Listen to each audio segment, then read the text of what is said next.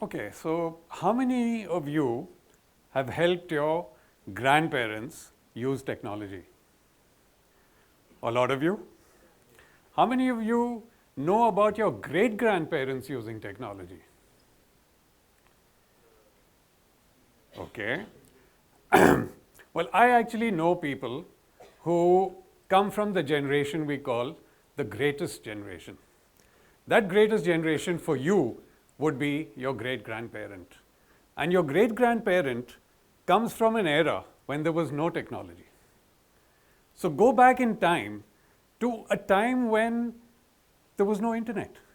There were no cell phones. Can you even imagine that time? You come from a generation which we call the Zoomers, the Gen Z. Gen Z grew up with technology from a very, very early age. I don't know at what ages you started, but as you can see the kids in this photograph, they started really, really young.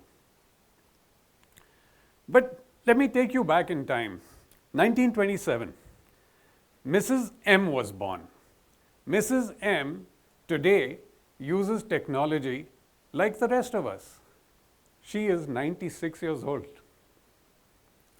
At 96, she has learned to live with technology and does the same things that we do. But when she was growing up, and technology is not just gadgets, technology is actually a very, very broad area. Think about medical science. Transportation is another area in the field in which technology has really, really taken over. There was a time when travel was treacherous, it was dangerous, it was slow, and you never really knew if you would reach your destination. And while, yes, the journey might be enjoyable, at that time it certainly wasn't. It was dangerous. You had to deal with animals, you had to deal with all kinds of things. Today, we take air travel for granted. Do you know that air travel is considered to be one of the safest forms of travel that exist? And despite all the stories that you hear about air crashes and other things, it is still the safest form of travel today. And I don't think we'll be far from the time when we'd have a beam me up Scotty moment and you'd be able to get transported from one location to another. We're not yet there, but it's coming. So all of you have phones? Do you know in 1927 the kind of phones that there were? Were there phones? Okay. Let me tell you a little story about the phone, Mrs. M that I talked about. She was a privileged person. She had a phone in her house. Her father was a senior government official, so they had a phone in their house. This phone had no buttons. This phone did not even have that rotary dial on it. Nothing. It was just an instrument that sat there. So how do you make calls? You pick up the phone, you wait. An operator would eventually come online and connect you to the party that you want to speak to. And that's how that phone would work. Today, we carry in our pockets and in our bags a mini computer, and it also makes calls. So while we use it for everything else, the phone part of it is something that we barely use. But that's the power of technology, and that's the distance that we have come. It's a really, really long distance when you think of it. If other areas had progressed in the same way, the space travel that I talked about would actually be a reality today. Some of the changes that came along these lines was the advent of personal computing. Personal computing is almost 45 years old. I got a computer in 1981. I know many of you were not even born at that time, but that's when I got my first computer. It was a little calculator-like looking thing, but it was a complete computer. And this is the first time that computers came out of offices and the business environment and came into the homes.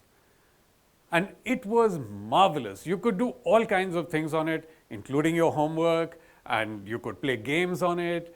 It was really, really a marvelous piece of technology that came into the homes. And this happened worldwide. But what really changed things was a couple of years later when the internet came. Now, the internet is actually today 40 years old, but there are some forms of the internet which are even older than 40 years. Why we say the internet is 40 years old? Because the underlying technology of the internet has not changed in the past 40 years. The internet has changed in the way we use it, in the services that are available, in ways that are unimaginable. In fact, the technology is not even built for what we are doing with it today.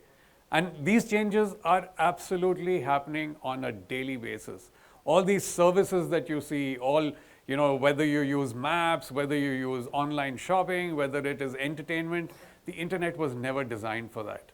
If you see the basic structure and architecture of what the internet was and what it was designed for, it was actually to interconnect networks. That's where the word internet comes from. And that's what it was. And it's very, very primitive in the way it was. But things have changed. The internet is also levels the playing field. So whether you're rich or whether you're poor, or whether you're old or whether you're young, you use the internet today. There is almost nobody on the planet who is not using it. Yes, you may go to some really remote area where there's no connectivity and there's no technology available. Those areas are very, very reduced and very, very small. But everywhere else, every city, every town, every village, you will now get, and in India, you will get internet access absolutely everywhere. In fact, you know the anxiety that it causes when the internet goes down or when your phone battery dies. Even for a few moments, you're in panic as to what is happening and why am I missing out on this. But along with all this technology comes another problem. A problem which in some ways is nice and in some ways is not so nice. The problem is the problem of choice. We have too many options when it comes to technology. Let me bring this down to a level of consumer technology. Let's talk about something as simple as, say, gadgets, cell phones, other gadgets that you may be using. There is so much jargon in the technology space that when you go out to buy something, you don't know what to buy. There's an OLED screen. It could be 60 hertz refresh rate. It could be 90 hertz refresh rate. It could be 120 hertz refresh rate. Is the higher number better? Is more RAM better? Do I need a battery which is 5,000 milliampere hours? What are all these terms? What do they mean? To most people, it doesn't mean anything. And this is where Mr. T comes in. Mr. T is a reviewer.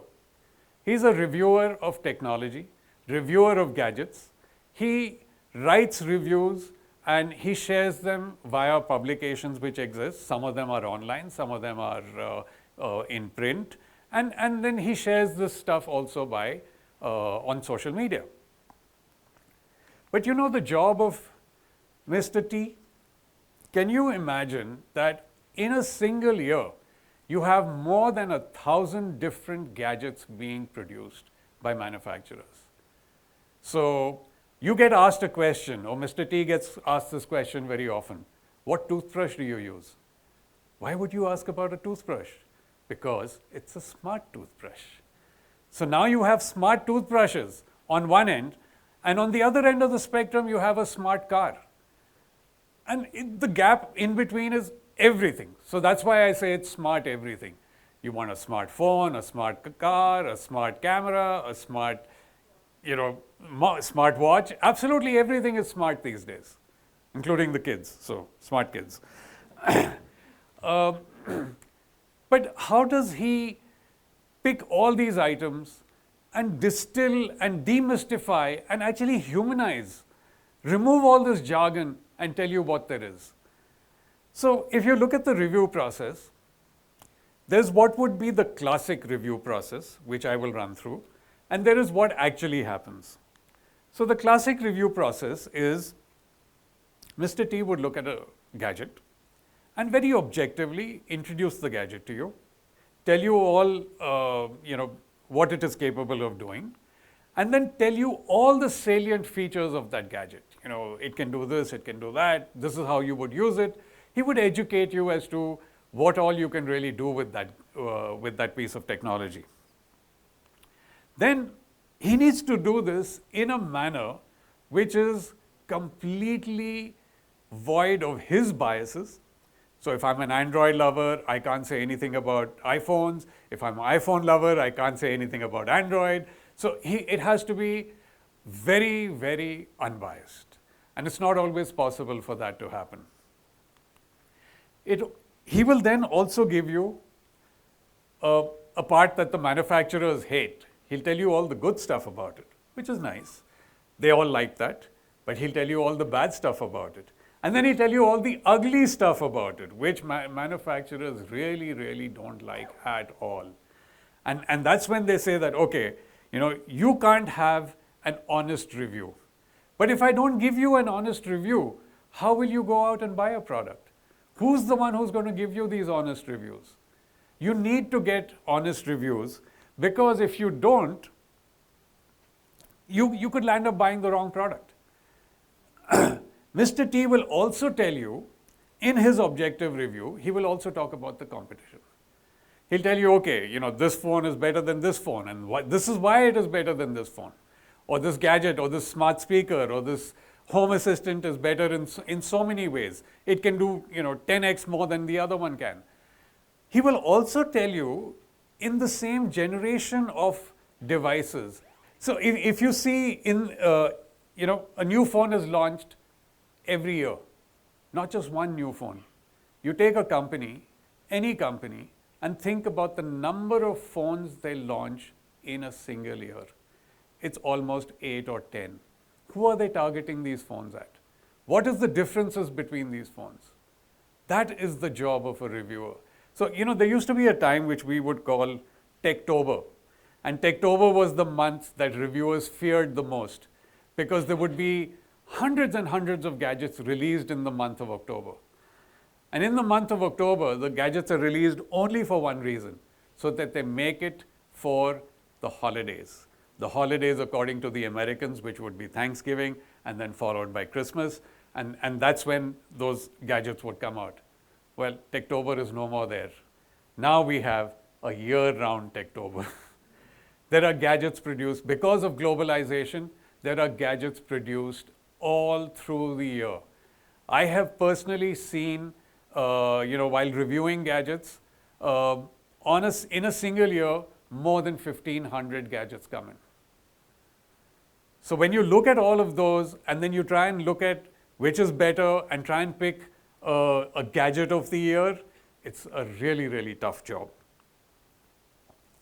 Of course, there's a very, very important factor, which is price. And price is something that generations will look at.